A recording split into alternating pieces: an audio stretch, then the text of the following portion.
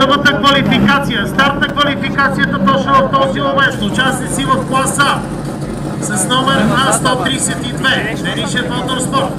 Левия състезателен коридор с номер 128, представител на Зендър Моторспорт. Нищо, брат. Шоуто се почва! Къде са другите?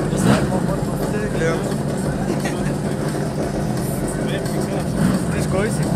Първите официални времена. Да не сте направили като нашите, вече ние я забътвам в една ливада. Да, е тука. Ако може, уважаемите зрители да освободят входа до старта. Само те.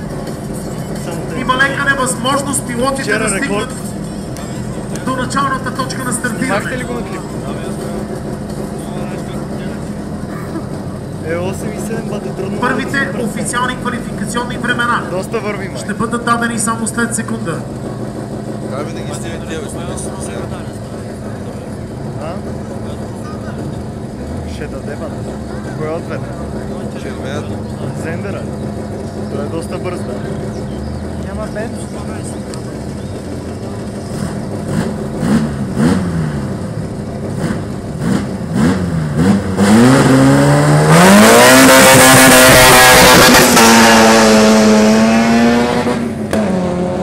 Денишев Моторспорт стартира в тесния коридор.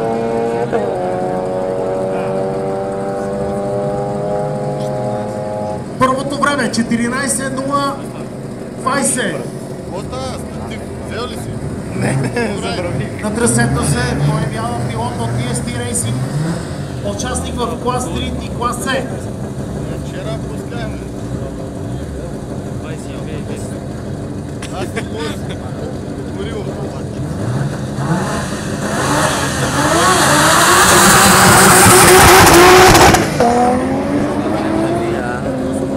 Това ако не върви, бата на TST Racing, няма кой друго да върви. Автомобили са доста тежки.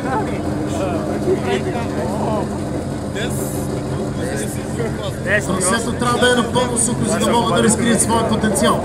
Вчера дракстърския център. 10.801 времето на TST Racing.